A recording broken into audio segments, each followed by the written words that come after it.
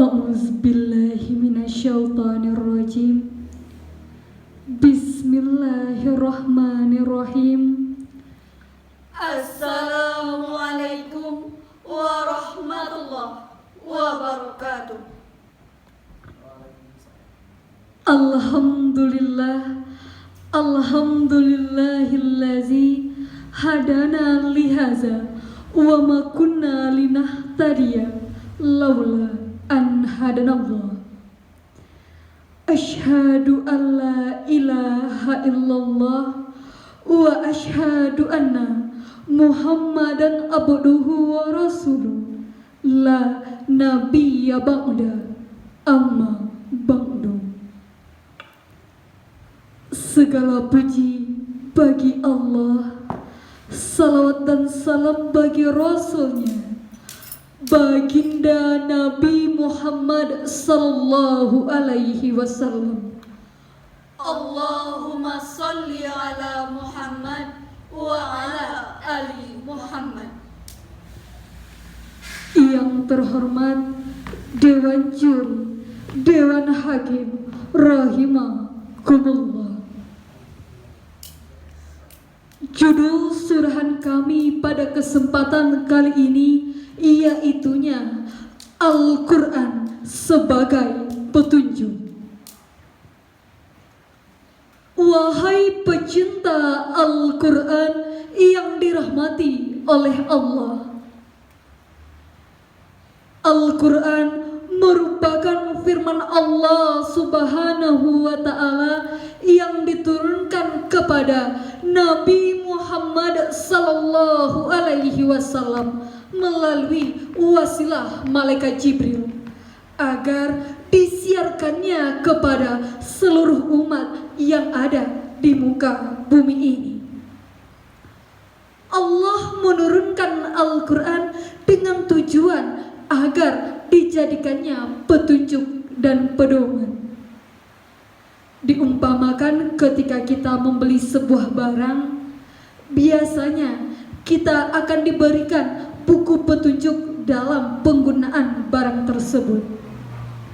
Begitu juga dengan manusia, ketika Allah menciptakan manusia, Allah telah memberikan buku petunjuk, yakninya Al-Quran, agar manusia tidak tersesat di muka bumi ini.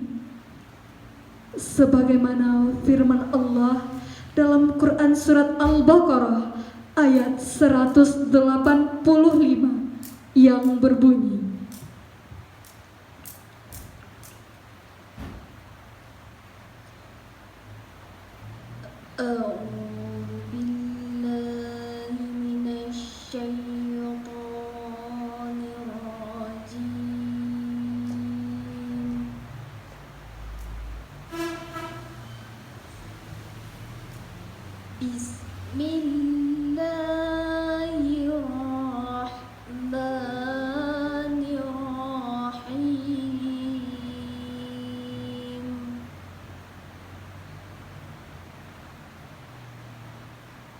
Syahrul Ramadan alladzi unzila fihi al-Qur'an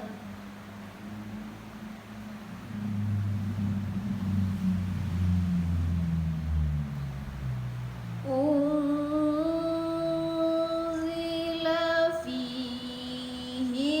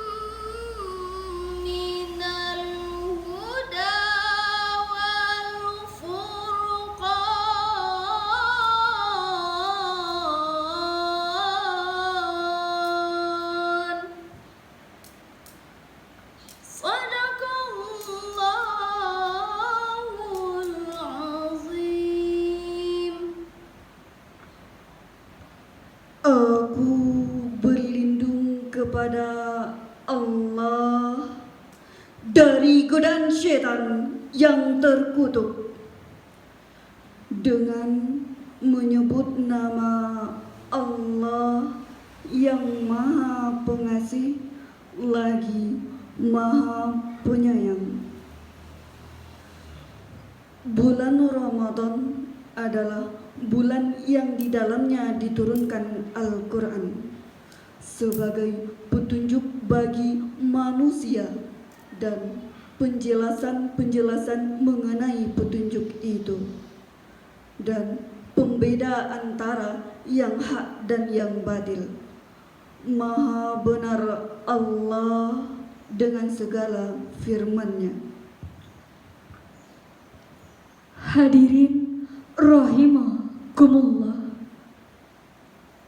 Dari ayat di atas jelaslah bagi kita permulaan Al-Quran diturunkan ialah pada bulan Ramadan.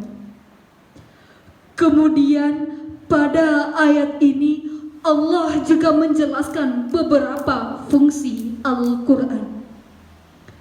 Yang pertama yaitu sebagai petunjuk bagi manusia. Kita mengetahui bahwa Allah lah pencipta kita, dan yang paling berhak membuat petunjuk bagi manusia ialah pencipta manusia itu sendiri, yakninya Allah Subhanahu wa Ta'ala. Yang kedua yaitu sebagai penjelas dari petunjuk. Artinya ialah Allah memberikan petunjuk akan suatu hal tidak hanya dalam satu ayat saja. Akan tetapi Allah berikan lagi penjelasan-penjelasan akan petunjuk itu pada ayat-ayat yang lainnya. Contohnya dalam Quran surat Al-Baqarah ayat 2 Allah menjelaskan bahwa Al-Quran petunjuk bagi orang-orang yang bertakwa. Kemudian pada ayat ketiga dan keempat Allah menjelaskan definisi dari orang-orang yang bertakwa tadi, iaitunya orang-orang yang beriman kepada yang gaib, mendirikan sholat, berinfak, ataupun melakukan amal-amal ibadah yang lainnya. Begitu sempurnanya Allah memberikan petunjuk bagi manusia, tidak hanya dalam satu ayat saja, namun Allah berikan lagi penjelasan-penjelasan akan petunjuk itu. Yang ketiga yaitu Al-Furqan, pembeda. Al-Quran itu pembeda antara yang hak dan yang batil, yang benar dan yang salah, agar manusia tidak melakukan kesalahan-kesalahan yang membuat mereka rugi di hadapan Allah. Allah menurunkan pesan-pesannya melalui Al-Quran agar dijadikannya pegangan, way of life, jalan hidup, agar manusia sukses di dunia, bahagia di akhirat Allah. Hadirin rahimakumullah. Al-Quran merupakan firman Allah yang tidak mengandung kontradiksi. Di dalam Al-Quran terdapat ayat-ayat yang menjelaskan berbagai perkara yang meliputi soal tauhid, ibadat, jinayat, muamalat, munakahat, sains, teknologi, dan lain sebagainya.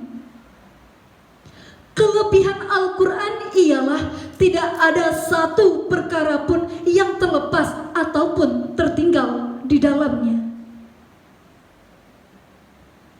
Hadirin yang dirahmati oleh Allah, dari uraian di atas dapatlah kita tarik kesimpulan, yaitu Allah menurunkan Al-Quran agar dijadikannya petunjuk dan pedoman, dan sebagai petunjuk kehidupan, seharusnya kita menjadikan Al-Quran sebagai pengarah langkah kita, pijakan setiap amal kita, parameter hingga barometer di segala sisi kehidupan. Karena Allah telah menegaskan kepada kita, petunjuk yang terjamin di dunia ini ialah Al-Quran. Dan semenjak Al-Quran diturunkan 14 abad yang lalu hingga saat ini, tidak ada pengurangan ataupun penambahan terhadap isi Al-Quran. Hal ini merupakan jaminan dan penjagaan Allah terhadap isi Al-Quran yang telah Allah janjikan di dalam surat Al-Hijr ayat 9. Dewan Juri, Dewan Hakim, rahimakumullah. Hanya itulah yang dapat kami sampaikan. Semoga bermanfaat bagi kita semua, terutama bagi kami yang menyampaikan. Terima kasih atas segala perhatian. Mohon maaf atas segala kesalahan. Wabillahi taufiq wal hidayah, waridhu wal inayah. Assalamualaikum